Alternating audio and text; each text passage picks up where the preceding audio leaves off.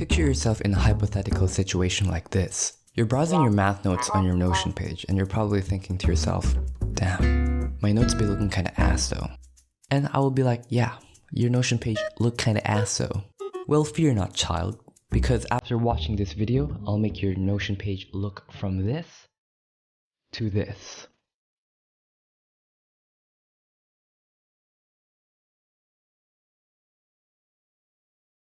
The first thing you need to learn is LaTeX. What is LaTeX? Now you may be asking me, what the hell, I came to learn how to make awesome equations and you're teaching me this crap? And shush my child, LaTeX is super important and I'll be explaining on later on the video, but for now, I'll tell you what LaTeX is. Basically, LaTeX is a high quality typesetting system that is designed for the production of technical and scientific documentation like, thesis or whatever. Basically, it's the language Notion uses for your fancy ass math equations. You fancy ass. Learning LaTeX allows you to make equations such as this. For example, if you want to make this beautiful quadratic equation, all you have to do is type the code required to create this equation and boom, it will render it out for you. Now that we know what LaTeX is, let's learn about the main blocks Notion uses so that you can make your own equation. Notion mainly has two blocks for making equations. The first one is called block equation, and the command for creating this is /block equation. Or you can be an absolute scrub and put the plus sign and scroll all the way down, but that takes like 10 years. When you create this block equation, it will create a little box right here. And this is where you can input your coding so that you can create your math equation. So let's use the Pythagorean theorem for the example. So a squared plus b squared equals c squared. And as you can see, it will format an equation in the middle of this box, so it's very clean, just like I used over here. Now that's pretty cool, but you may be asking me, Kai, that's pretty cool and you're pretty hot, but what if I want to put my equation within my text? Well, that's where the second type of equation block Notion offers is for.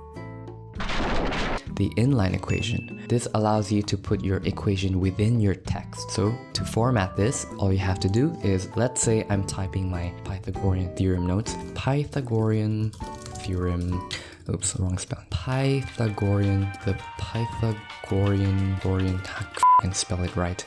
Pythagorean theorem is, and then let's say I want to put an equation here instead of making a dedicated block. Well, all you have to do is type double dollar signs and then input your equation, and in this case it's your Pythagorean theorem, and then close it with two double dollar signs and boom, it looks pretty swag. Swaggily swag. And there you go. Those are the two main blocks used for math equations in Notion. You can easily start experimenting with different equations. You can type very simple ones, like for example 1 plus 2 equals 999, or like a plus b equals 4 or something. You can already get the gist of how it works. But obviously this is not enough, and I will be teaching you more advanced commands right now. That rhymed. That's pretty cool. Alright, and I'm going to teach you how to make superscripts and subscripts. This is the most basic thing you need to learn when making math equations. Basically, superscripts is the thing where you can format your letter or character above, like this tiny above thing. I don't know how to describe it. I can't English apparently. And subscripts is where you can format the character below the text. To make a superscript, all you have to do is after your text, so in this case, I'm gonna make this X. After your text, put a caret symbol. So in this case here, 17 fans, where are you at? And then put your superscript. So in this case, A. And there we go. Look at that beauty right here. Same goes for the subscript. All you have to do is, instead of a caret symbol, all you have to do is use a underscore symbol. So press underscore and then your character. So in this case, I'm gonna use B, and then boom, you have a beautiful, beautiful subscript. You can even use them at the same time. So for example, if I wanna put A and B like this, all I have to do, after using the subscript symbol, all I have to do is use the caret symbol and then press A, and then it will work very well. It doesn't matter what order you do, it will still output the same thing. Now you may be asking me, Kai, that's pretty hot, and you're pretty hot, but like, I want to put multiple characters, but whenever I type it, it doesn't let me. What the hell is this? Is this a scam? Well, fear not, my child. This is where grouping comes in. You can group characters using brackets. So basically this command right here, this caret symbol, is only reading the first text. After the text, it's not reading this at all. That's why it doesn't format all of the ABC to the superscript format. To combat this, we have to tell the caret symbol that this is one whole character or one group. And to group them, all we have to do is put brackets. And now it's telling the caret symbol that this is one whole character. Pretty neat, pretty nifty, and there we go. Now it's grouped together and it's very beautiful. And we can do the same thing with the subscript. So bracket, and let's say I want to put 1, 2, 3, and there we go. Very simple, very cool. Next we have is LaTeX commands. Now LaTeX commands can be formatted by one simple character. To create a command, all you have to do is type / and then input your command right here. That is pretty hot. The reason why I'm teaching this after superscript and subscript is because majority or the rest of the commands that I'm going to be teaching you are based on this / command. So an example of a LaTeX command, let's try and create this little right arrow, which if you didn't know is an inline equation. So I can click this and it shows me my inline equation. So all we have to do is click / and then your command. So in this case, right arrow, and there we go. Look at that beauty right there. Now, when it comes to LaTeX commands, please do not try and memorize everything. The reason why I taught you what LaTeX is so that you can search up different commands and different formats you need to search. And I taught you what LaTeX is so that you know how to search them online. So always remember to refer to a cheat sheet or an online forum if you don't know a certain command. Next we have is the most common command that math students use, and that is the fraction command. To make a fraction, all you have to do is type \frac and then bracket. So the first bracket is your numerator or the number that goes on top of the bar. So let's say I want to type ABC. There you go, it's on top of the bar. And the second bracket is the denominator or the number that goes below the bar. So I'm gonna type 1, 2, 3. And there we go, simple fraction as told. Next up we have is radicals. These is your square roots. So the command is /sqrt and then brackets and then curly brackets. Wait, have I been calling curly brackets this whole time? You curious soul may be asking me once again, Kai, what the hell is this straight bracket here? I'm not used to this straightness. Well, let me tell you, this straightness is... Basically, this bracket is for denoting what power this square root is. Let's say I put 9 here and it tells me, oh, square root of 9. But what if I want to put cube root of 9? You know, give cube root a piece of love, right? Well, all you have to do is type 3 and there you go. It will denote the power of your square root. You can even put your fraction inside your square root. All you have to do is put your frac command inside the square root bracket and there we go. 1/2, pretty simple, pretty cool. Next up we have is accents. Now, I'm not talking about different language accents. I'm talking about accents where you have different symbols above the character. And to do that, here's a list of commands. Basically, you type / and the type of character or the type of accent you want to give to your character. So let's say I'm feeling a bit of a French today. Is that racist? So I'm going to use an acute accent. So acute, that's very cute. I'm so funny. And then let's say I want to put this on a F for some reason. And there you go, an F with an acute. I don't know what sound this makes. An F? Please kill me. And there you go, of accented letter. You can do this with pretty much any letter or number. For example, if you study statistics, you know that the symbol of the average of a sample of a population is denoted by X bar. So I'm gonna type \bar and then I'm gonna type X and there you go. That is your X bar, which is your sample mean of your population. Yes, no one cares, Kai Notebook. Alright, now we have Greek letters. This is the cream and the crop. The Greek letters, your favorite letters of them all. I don't know why mathematicians use Greek letters, but we're rolling so. So here's the list of all the Greek letters that can be used. So for example, let's say I want to put omega. All you have to type is /omega.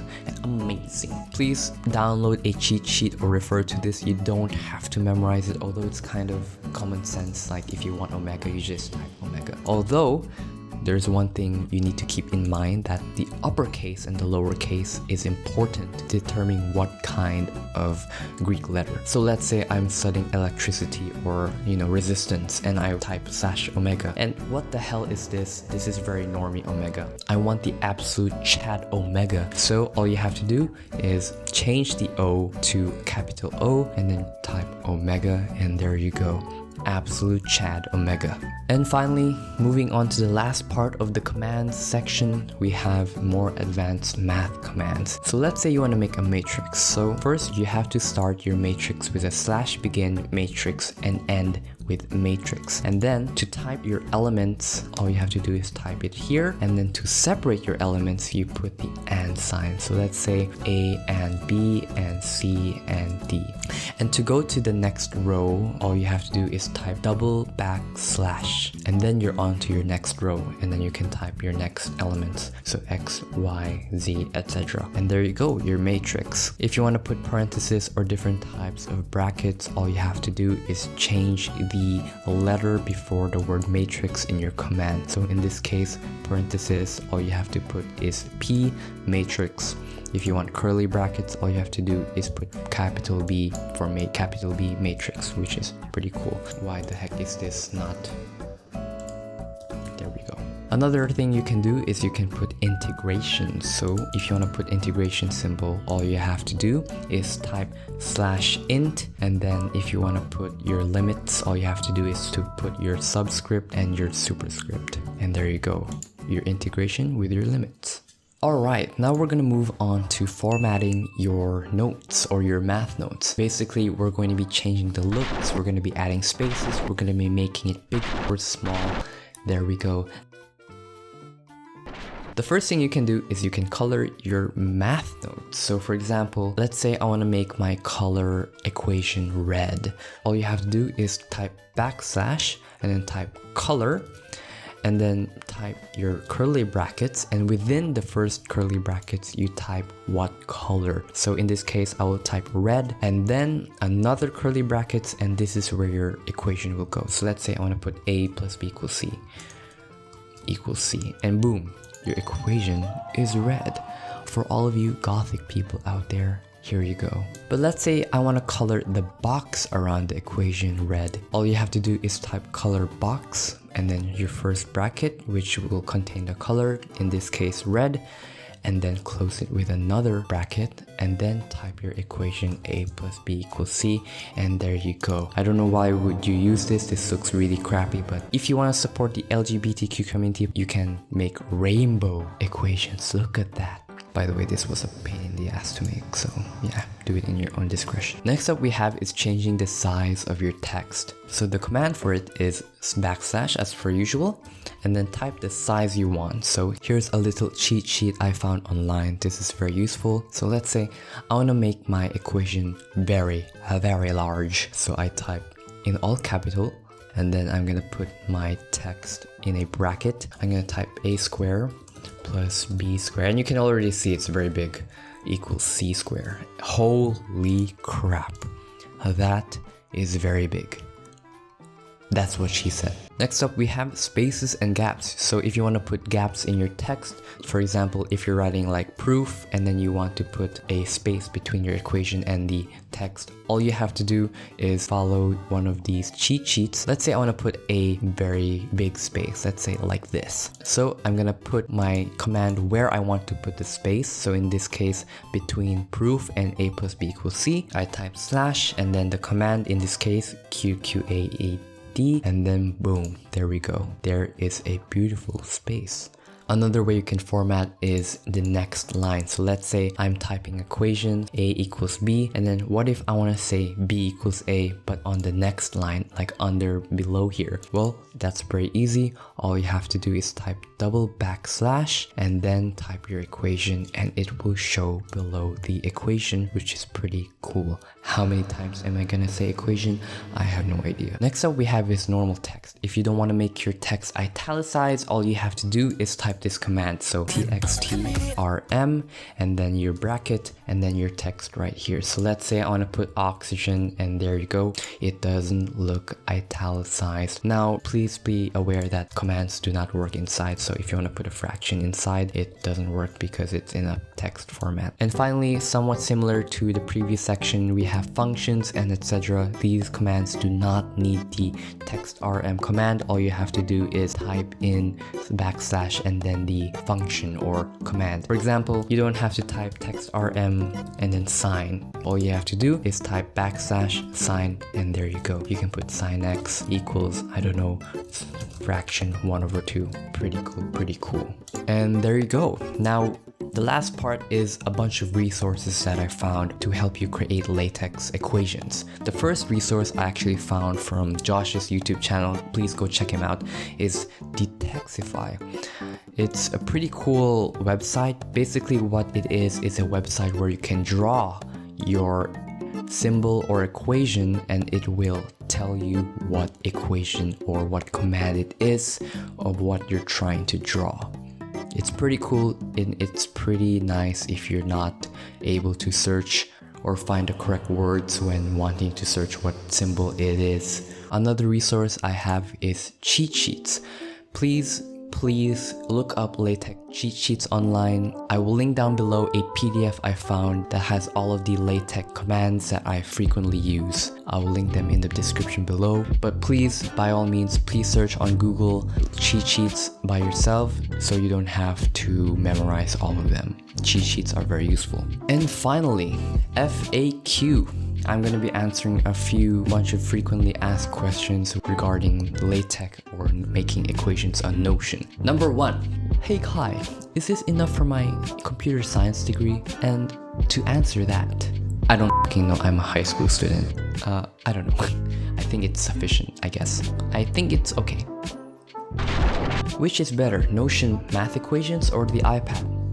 Honestly, it depends on your work style or your workflow. So if you take notes frequently on the iPad, obviously it's more easier to take notes on the iPad, draw equations there. You don't need to learn the commands or whatever. But if you're writing a lot of Notion notes, and by any chance if you're making a thesis or something or scientific documentation, I think it's very useful to learn LaTeX, and indeed the equations from LaTeX looks really beautiful. And that's all for today. Hopefully your math notes looks a tad bit better now with beautiful, emotional equations that came out weird. Why did I say emotional? I hope you enjoy, and I'll see you next video. Bye bye. By the way, Q&A at 1K subscribers. Just so like it,